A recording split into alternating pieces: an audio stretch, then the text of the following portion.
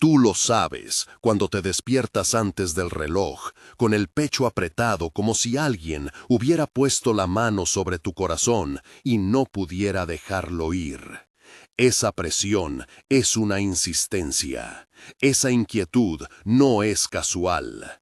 Entra ahora, respira 3 veces profundas, coloca la palma sobre el esternón y siente el latido. Mantén la atención en ese lugar, no para dominarlo, sino para escuchar. Guarda este gesto, será tu sigilo y tu juramento en las próximas 72 horas. Si te quedas hasta el final de esto, si te permites el silencio de 1 minuto más, suscríbete al canal y activa las notificaciones. Apoya con un like para que más buscadores encuentren este camino. Quédate conmigo hasta que te diga cómo escribir tu compromiso y qué hacer con esa frase que cambiará la geografía de tu vida. Si esto resuena, comenta después. Quiero dar el primer paso. Hay 2 niveles y necesitas reconocer en cuál vives ahora para cruzar al siguiente. El primero es el mundo de la seguridad, contratos, rutinas, electrodomésticos del tiempo, correos que reclaman tu atención. El segundo es la trama invisible donde se te convoca por nombre. No hablo de riqueza fácil ni de milagros automáticos. Hablo de una activación interior que se mueve con ley propia y que, en las primeras 72 horas, se percibe como un giro radical. No todos la atraviesan, no es para la comodidad, es para los elegidos, los que, sin saberlo, cargan una herida que pide reparación por servicio. Si esto te parece exagerado, lee la historia de Marcos. Si te parece plausible, sigue haciendo las prácticas que propongo. Si te sientes frágil o con síntomas severos de ansiedad o depresión, busca apoyo profesional además de este camino. Nadie te pide hacerlo solo. Marcos tenía 40 años cuando empezó a notar que la casa ya no era su casa. En la mañana, su apartamento en la 8ª planta captaba un frío que venía de dentro, como si el edificio hubiera cambiado de orientación. Su trabajo en la consultora le prometía prestigio y le daba facturas pagadas. Sin embargo, en los ascensores, en las reuniones con café aguado, un sueño lo perseguía. Siempre había un mapa viejo en sus manos y no sabía leerlo. El mapa tenía un laberinto dibujado en tinta azul y un pequeño sello, apenas legible: Reino. Soñaba con ese sello desde hacía meses. Al despertar, las manos le olían a tinta de los sueños. La primera señal fue física, la presión en el pecho que ya conoces. La segunda fue un sueño recurrente con un pasillo que tenía un eco que repetía su nombre de forma distorsionada. La tercera llegó por fuera, una llamada perdida a las 3 de la madrugada de un número que no reconocía, y en la pantalla, sin más, la palabra recuerda. No es necesario que estas señales se presenten con teatralidad. Muchas veces son pequeñas coincidencias que se acumulan hasta formar un patrón. Marcos las registró en un cuaderno que compró en una librería de barrio. Tapas gastadas, hojas sin renglones, olor a cola fresca. Empezó a escribir cada anomalía, por absurda que pareciera.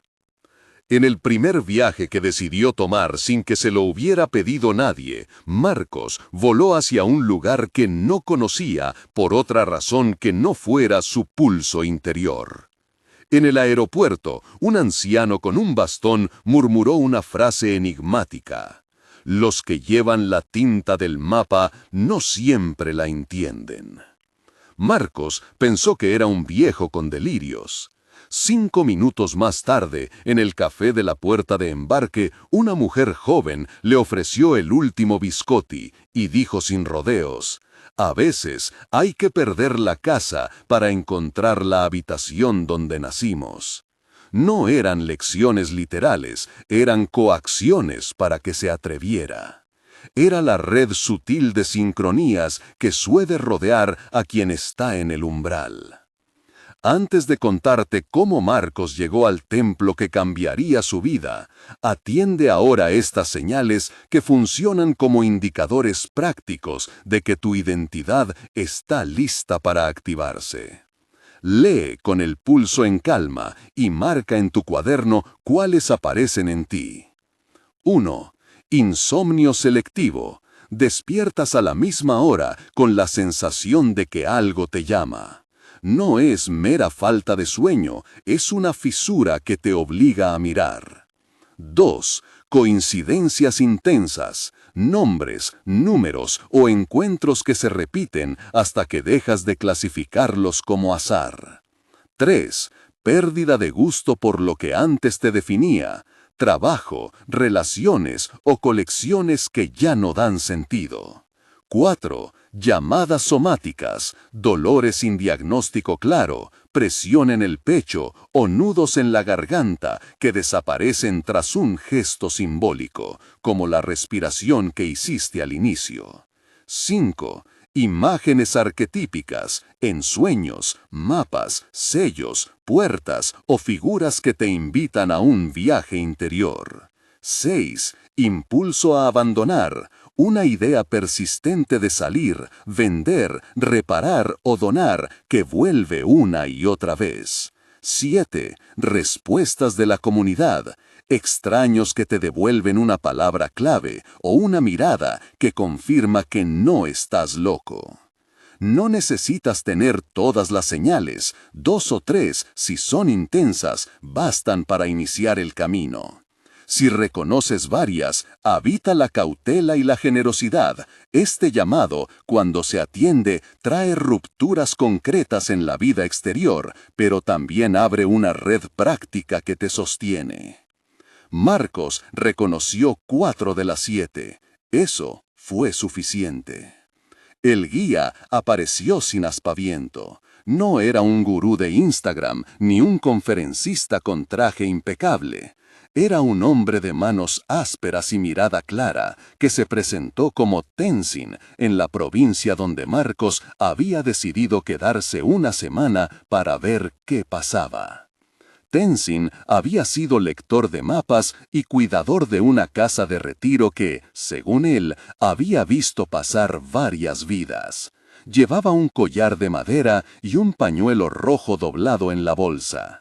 No se describía a sí mismo como maestro, prefería la palabra quechua que había aprendido de un viajero, Yanay, el que acompaña. La escena de su encuentro merece detenerse. Estaban junto al estanque del templo, el agua era oscura y tenía hojas cayendo que parecían monedas opacas. El olor a incienso se mezclaba con la humedad. El viento traía consigo la voz de campanas lejanas. Tenzin puso la palma sobre el cuaderno de Marcos y dijo: «Tu mapa está vivo, porque tú lo trajiste en el cuerpo. La tinta que lo escribe no es la mente, es la decisión. Aquí aprenderás a leerlo con el latido». «¿Latido?», preguntó Marcos, con voz que apenas tenía fuerza. «El latido es el traductor», replicó Tenzin. «Cuando te atiendes al cuerpo, la mente deja de hacer ruido.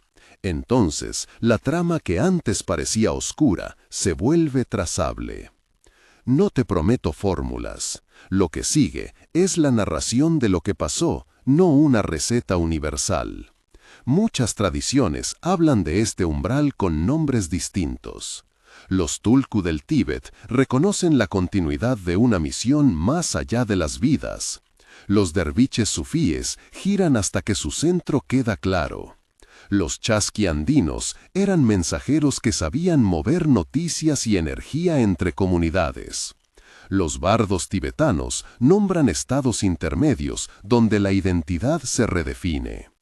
Cada cultura aporta símbolos y técnicas, y todas convergen en un mismo principio.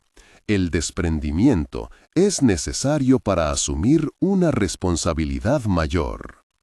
En el retiro, a Marcos le enseñaron prácticas simples y concretas, respiraciones que ordenaban el sistema nervioso, caminatas conscientes para quemar la compulsión del teléfono, ejercicios de escritura ritual. Una instrucción que te comparto aquí porque la puedes practicar ya. Toma una hoja en blanco. Escribe con letra grande la frase «Acepto el llamado» y coloca la fecha de hoy al lado. Dobla la hoja 3 veces y guárdala en un lugar visible durante las siguientes 72 horas. Este acto físico no es una magia. Es una señal que tu psiquis reconoce como compromiso. Si prefieres, di en voz alta la frase al hacerlo. Insisto, esto no sustituye la ayuda profesional cuando la necesitas. Es una herramienta simbólica para activar intención y memoria. Al tercer día en el retiro, Marcos tuvo una noche sin sueño y salió al patio. Había luna y la luz la rozaba como si fuera una hoja de plata. Se sentó cerca de un muro cubierto de musgo y escuchó a unos derviches ensayar un cántico muy suave en un salón cercano. La repetición lo llevó a un estado liminal, la sensación de separarse de su figura habitual. Recordó el laberinto del sueño y por primera vez no buscó la salida. Se quedó en el centro y dejó que el mapa se le revelara en imágenes. Vio una puerta con un sello oxidado que necesitaba 5 llaves. Escuchó una voz que le dijo: «No llevarás todas las llaves, llevarás una intención clara». La visión no fue una luz cegadora, fue un calmado registro de posibilidades. En los siguientes días, los ejercicios empujaron a Marcos a pequeñas renuncias. Dejó de responder correos en ciertas franjas del día, donó ropa que no usaba y acordó con su pareja reducir la carga de compromisos sociales. Las consecuencias sociales aparecieron, como era de esperarse. Su ausencia se interpretó a veces como abandono, otras como un capricho. En una llamada su madre le preguntó con miedo si estaba enfermo. Marcos respondió con honestidad parcial, que estaba en un proceso. Algunas relaciones se tensaron, otras se ablandaron. La red social humana no se rompe sin dejar consecuencias. Lo que hace este trabajo es reconfigurar prioridades para que la acción tenga sentido. La práctica contemplativa que Tenzin enseñó no buscaba aislamiento, al contrario, se orientaba al servicio. Un día llevaron a Marcos y a otros voluntarios a un orfanato cercano. Ayudar a bañar niños y ordenar libros fue para él una comprobación brutal y suave a la vez. Sus ganas de renuncia adquirieron forma práctica. En esa labor su latido temblaba de placer. Ver a una niña mirar con devoción un cuaderno que antes le habría parecido banal, le confirmó que la renuncia no era huida. Era asumir un tipo de realeza distinta, la de quien comparte alimento, conocimiento y compañía sin esperar interés propio. Las tradiciones ancestrales, cuando se ponen al servicio, devuelven una red práctica. Los chasqui no corrían por gloria, llevaban semillas y noticias. El tulco no retiene el conocimiento, lo devuelve. El derviche no gira para el asombro del público, gira para transformar la percepción del ego. En términos contemporáneos, hay una explicación plausible que reconforta: la neuroplasticidad. Cuando repites un gesto de atención, cuando interrumpes un patrón habitual, contestar compulsivamente, por ejemplo, estructuras neuronales empiezan a reorganizarse. Eso no es un mecanismo místico, es tiempo y atención aplicados con intención.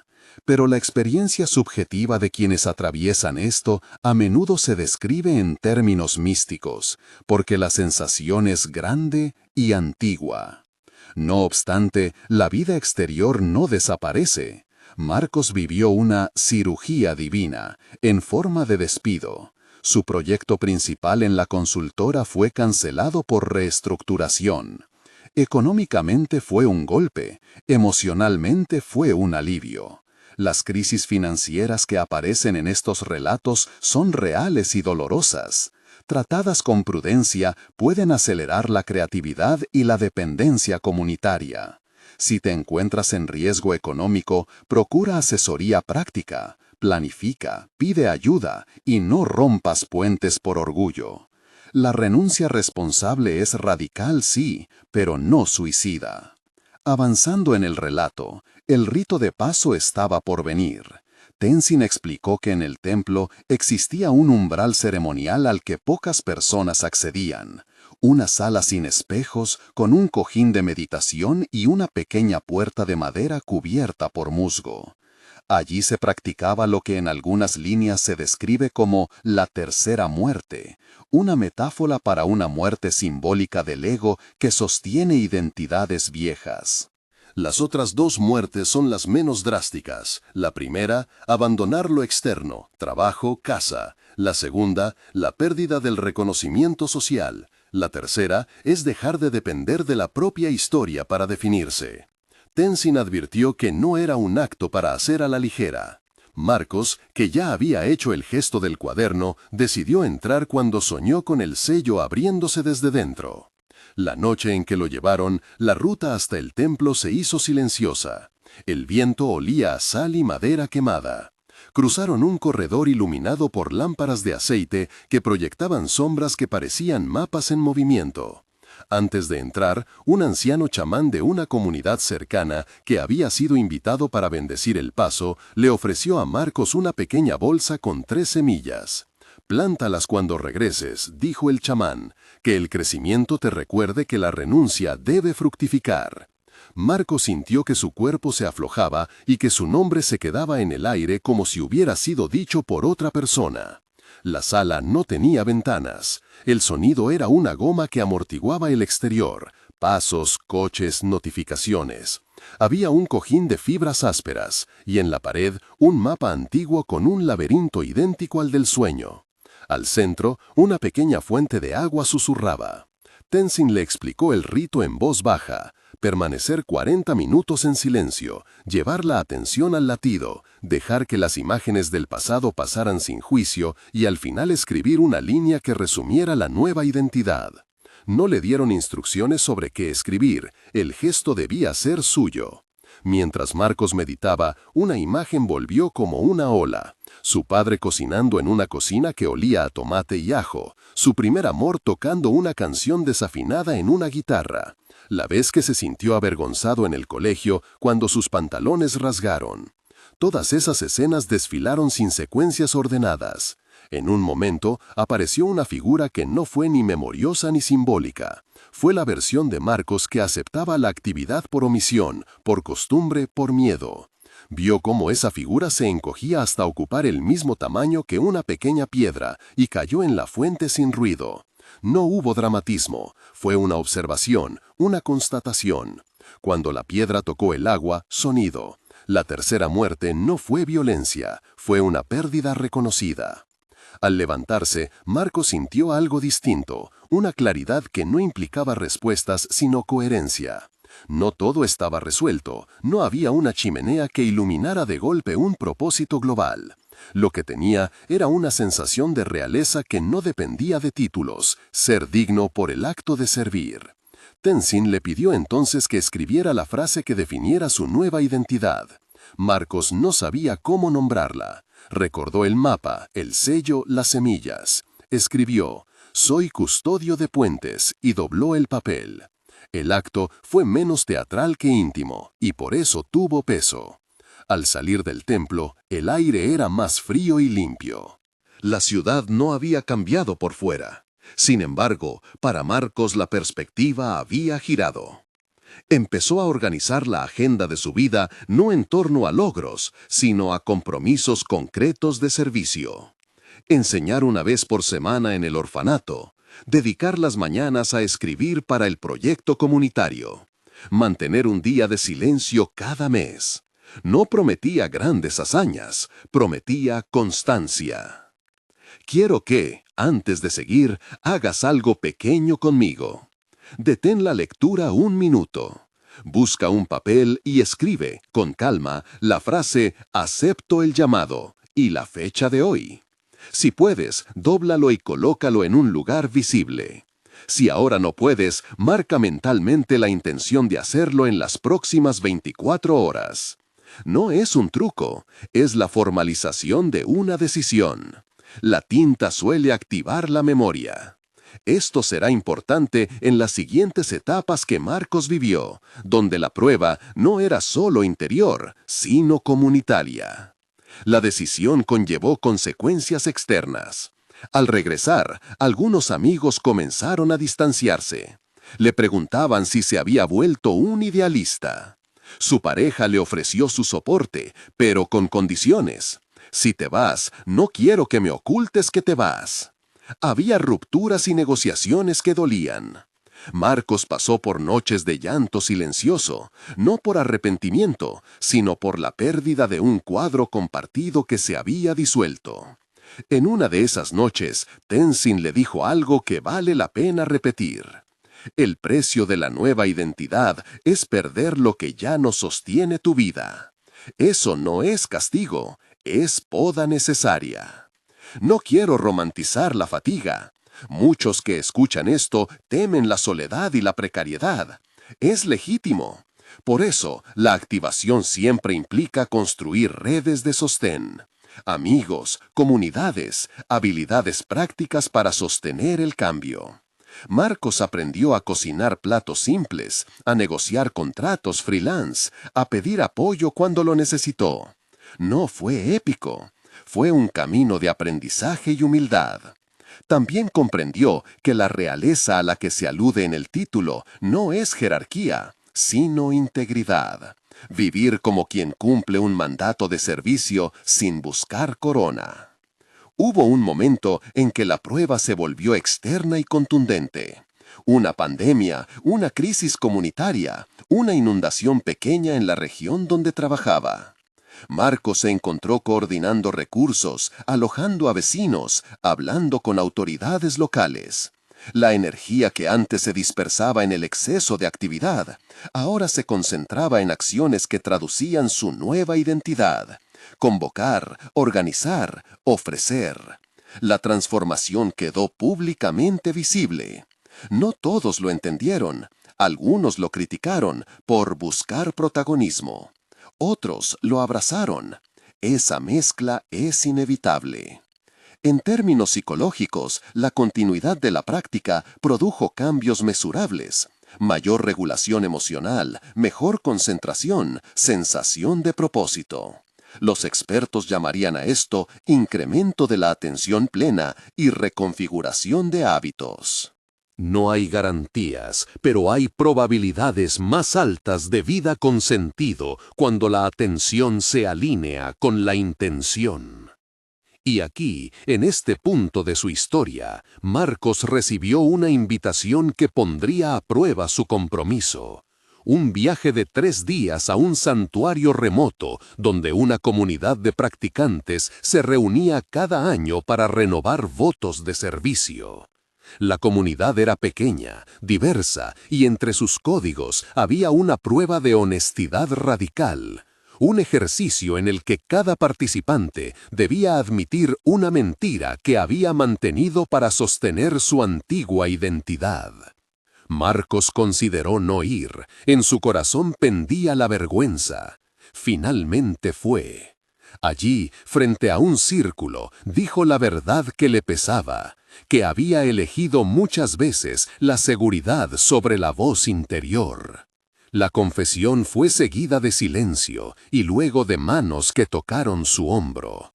No hubo sentencia, hubo reparación. Al amanecer del tercer día en ese santuario, cuando la niebla se disolvía y los pájaros marcaban un ritmo claro, Marcos abrió de nuevo el cuaderno y leyó lo que había escrito al salir del templo. «Soy custodio de puentes». Sonrió. Comprendió que la frase no era una etiqueta que debía proteger, era una obligación que debía alimentar. y entonces supo que la activación no era un certificado que alguien le daría, era una identidad que se construía cada día con actos pequeños y constantes. Si estás todavía leyendo y has hecho el ejercicio del papel, has dado un primer paso tangible. En las siguientes horas es posible que experimentes una oleada de dudas o incluso un alivio inesperado. Ambos forman parte del proceso. Guarda ese papel como si fuera un talismán de inicio y recuerda el gesto de la palma sobre el esternón que hiciste al principio. Aún queda en la narrativa el clímax que transforma la empezada intención de Marcos en una forma de vida visible. La marcha de realeza, la consolidación comunitaria y el acuerdo final donde él ofrece una parte de su trabajo y recibe a cambio la red necesaria para sostener su misión. Allí también aparece el segundo video, el paso práctico para quienes ya hayan escrito su compromiso. Pero antes de llegar a esa etapa, necesito llevarte al borde del umbral donde Marcos enfrenta la última renuncia requerida, entregarle su proyecto profesional a la comunidad y aceptar vivir con menos para poder servir mejor. Esa es la decisión que define la realeza de la que te hablo, no coronarse por privilegio, sino por entrega. El día en que tomó la decisión de renunciar formalmente a su puesto en la consultora, el cielo estaba pesado de lluvia y la ciudad olía a tierra caliente. Llamó a su jefe y con voz temblorosa pero clara dijo que su último día sería en 30 días y que dejaría procedimientos escritos para garantizar continuidad. No hubo heroísmo externo, hubo responsabilidad. Entre la llamada y el último día, reorganizó cuentas, habló con su pareja y entregó el primer cuaderno al orfanato con una nota que decía, para que escriban sus propios mapas. Cuando cerró la puerta de la oficina por última vez, no sintió la euforia que imaginó. Sintió en cambio una mezcla de miedo y alivio que lo sostuvo como un puente frágil pero real. En la estación de tren, antes de subirse, se detuvo a escribir otra frase en su cuaderno. Hoy me convierto en servidor real, y debajo añadió la fecha. Esa escritura, repetida y visible, funcionó como una brújula. No garantizó destino, pero estableció dirección. A partir de aquí quedan escenas poderosas, la marcha de realeza donde Marcos y otros elegidos sostienen un proyecto de educación comunitaria, la manifestación de la realeza en actos de gentileza y dignidad, la invitación a que tú, lector, formalices tu compromiso y pases al segundo video solo si ya has escrito tu frase y te comprometes a compartirla en los comentarios.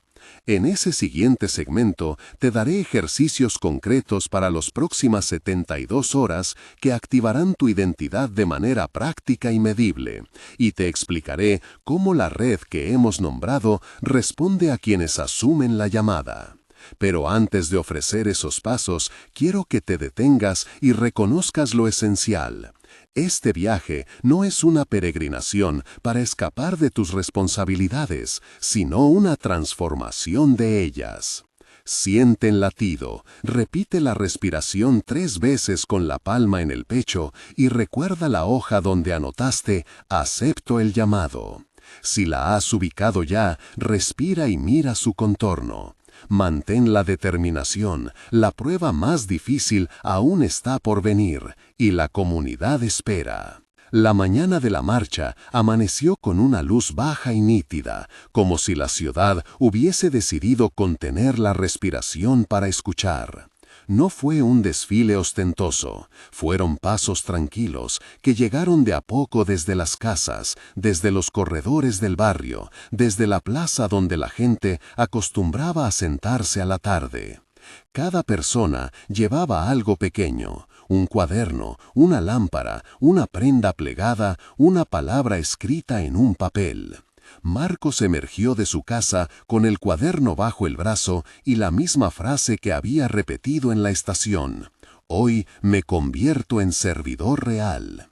Caminó sin pretensiones. Su paso era el de quien aprende a medir la longitud de un compromiso. La marcha no buscó público ni aplausos, avanzó en silencio o con voces suaves que se alternaban en lecturas, fragmentos de cartas que alguien había escrito al proyecto, listas de necesidades, promesas de tiempo. Hubo música, pero era la de las manos que se soltaban para ayudar a quien tropieza.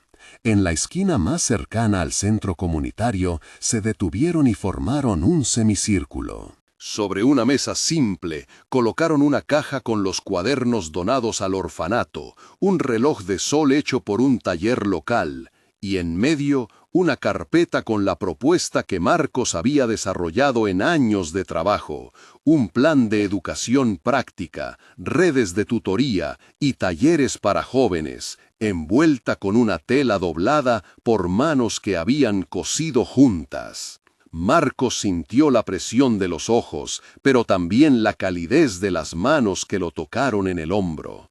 Antes de hablar, abrió su cuaderno y leyó en voz alta lo que allí había escrito días antes: «Soy custodio de puentes». No fue una consigna heroica, fue un recordatorio de lo que había decidido sostener. Entonces habló con claridad. Ofreció la carpeta, ofreció la estructura del proyecto y propuso que la comunidad se convirtiera en guardiana colectiva de aquello. Dijo que no pedía reconocimiento ni cargos, pidió corresponsabilidad. El temor le vibraba en la garganta. ¿Tomarían la idea y la transformarían en algo distinto? ¿Se perdería aquello que él había imaginado? Las dudas se mezclaron con la memoria de las noches sin dormir, de las cuentas cerradas, de la mirada de su pareja que le había dicho simplemente: «Ve y vuelve con los ojos abiertos». Habló también de eso, de la renuncia a vivir cómodo, de la voluntad de reducir sus propios ingresos para que el proyecto no naciera con privilegios, sino con necesidad y creatividad. No hubo juramento solemne ni firma en pergaminos. Lo que siguió fue un gesto más antiguo que cualquier formalidad. La comunidad se acercó y colocó las manos sobre la carpeta, como si bendijera aquello que iba a alimentar. Una mujer que había sido maestra en la escuela municipal ofreció su tiempo 2 mañanas por semana. Un joven carpintero prometió reparar los bancos de la sala donde se darían los talleres. Una anciana propuso abrir un cuarto de su casa como lugar de encuentro para madres. Un comerciante del barrio se comprometió a donar material durante 3 meses. 2 padres se ofrecieron a coordinar el área de tutorías. Nadie habló de propiedad, todos hablaron de cuidado. De ese modo se forjó un primer anillo de sostén, una red de gestos prácticos que, convertidos en rutina, podían mantener un proyecto vivo. Marcos dejó la carpeta sobre la mesa y la comunidad la colocó en el centro de su propio mapa, no como un trofeo, sino como un objeto común. Firmaron una hoja que más que contratos parecía una lista de tareas y promesas escritas a mano, con nombres y días. Fue sencillo y frágil, y por eso mismo fue real. La noche siguiente, en el salón donde se harían los primeros talleres, Marcos ayudó a montar sillas y a colgar una pizarra. Habló con los voluntarios, escuchó propuestas, hizo pequeñas concesiones, reducir el alcance inicial para asegurar continuidad, aceptar que otros enriquecieran su idea original. Cada sesión le costaba, pero también le abría un respiro nuevo. Aquello que perdía en control lo ganaba en posibilidad de persistir. Aprendió a nombrar la renuncia como inversión. Las primeras actividades no fueron multitudinarias. Llegaron 5 adolescentes la primera semana, 3 madres, un anciano que quería aprender a usar la impresora para imprimir sus poemas. Marcos enseñó la primera sesión con manos temblorosas. Les habló de mapas, de puentes, de cómo trazar empresas de aprendizaje que partieran del barrio en vez de abandonar a sus habitantes. Hubo vacíos y preguntas que lo descolocaron, pero también momentos de brillo. Una chica que no había salido nunca del barrio leyó en voz alta lo que había escrito tras el ejercicio de mapas y dijo que por primera vez veía su propio destino como algo que podía tocarse. La realeza que había imaginado no llegó en una corona ni en un título, llegó en la dignidad que trataban a cada participante, en la puntualidad de los voluntarios, en el pan compartido después de la clase, en la manera en que los padres dejaron de excusarse y empezaron a asumir pequeñas tareas. La marcha se transformó en rutina. Los actos de gentileza, recoger a un joven que faltaba, intercambiar materiales entre talleres, dejar un mensaje de ánimo en la puerta, se hicieron hábitos que sostuvieron la iniciativa. Pero lo que marcó la consolidación no fue solo la red material, fue el acuerdo que la comunidad pactó entre sí para sostener la vida de quien decidiera servir. No se trató de proteger a un solo proyecto, sino de instaurar un modo de apoyo, turnos de acompañamiento, fondos rotativos para emergencias, espacios compartidos. Marcos ofreció una parte sustancial de su tiempo laboral y se dio también la autoría exclusiva del plan. A cambio recibió, no con la prisa del mercado, la promesa de que habría manos para continuar, ojos críticos para mejorar lo hecho y un lugar donde vivir que exigía menos de sus recursos económicos y más de su presencia. Con la red en marcha, tuvo que ajustar su vida material. Vendió objetos que no usaba y redujo gastos. No fue una caída al sacrificio romántico, fue una elección práctica para que la iniciativa no dependiera de una subvención ni de su antiguo salario. Su pareja y él reescribieron presupuestos, negociaron horarios, aprendieron a cocinar más veces en casa. La incomodidad fue real. Hubo noches en que la escasez tocó la puerta. Pero la comunidad respondió con acciones concretas, cestas de verdura compartidas, una comida mensual organizada por voluntarios y la oferta de alojamiento temporal para cuando Marcos necesitara pasar una noche en la sede por asuntos de trabajo con los jóvenes. Pasados 3 meses, la marcha se hizo un gesto de reconocimiento público, no para convertirlos en noticia, sino para nombrar lo que habían construido y para invitar a más manos. Llegaron personas de barrios cercanos y con ellas nuevas habilidades. El proyecto empezó a replicarse en microversiones. Un taller de carpintería para adolescentes con herramientas prestadas, una biblioteca improvisada en un local cedido por un vecino, una red de tutorías que funcionaba por llamadas y encuentros cortos. Los días de prueba, las primeras 72 horas, los primeros 15 días, el primer mes, dieron paso a la certeza provisional de que la iniciativa podía sostenerse sin depender de un dueño único. En una tarde en que la lluvia volvió a mojar las calles y el aire olía otra vez a tierra caliente, la comunidad organizó un ritual sencillo. Cada persona que había entregado algo lo colocó en una mesa, y cada quien que había recibido lo nombró en voz alta. Marcos depositó su cuaderno, y luego la carpeta con la propuesta. Después de escuchar a varios, la comunidad anunció su decisión. La carpeta quedaría bajo custodia compartida. Habría un comité rotatorio que velaría por su implementación y rendición de cuentas ante el barrio, no ante una jerarquía externa. No hubo juramentos solemnes, pero sí un consenso profundo. Nadie tendría el derecho de deshacer lo que se acordó sin pasar por la comunidad. En ese instante, Marcos comprendió en profundidad qué significaba ser servidor real. No era mandar desde arriba, ni exhibir sacrificios. Era hacerse pequeño para agrandar la capacidad de otros. Era transformar privilegios en capacidades compartidas. Fue un alivio y una herida simultánea. Había perdido la ilusión de controlar el destino del proyecto, pero ganó la certeza de su continuidad. La realeza se manifestó en la humildad de entregarlo y en la valentía de someterlo al juicio amoroso de quienes lo necesitaban. Esa noche, al volver a casa, abrió el cuaderno y escribió una nueva frase bajo la anterior: «La corona es tejido». La imagen no le quitó el vértigo, pero le dio nombre a lo que sentía, que la corona que llevaba ahora era hecha de hilos de compromiso y manos enlazadas. La red vio los primeros frutos concretos en las semanas siguientes. Un joven que había faltado a la escuela retomó sus estudios con apoyo de tutorías. Una madre consiguió un trabajo de medio tiempo gracias a un taller de costura. Un chico que nadie escuchaba encontró en la carpintería un modo de expresar su constancia. Pequeños triunfos que no resolvían todas las urgencias, pero que sostuvieron la confianza colectiva.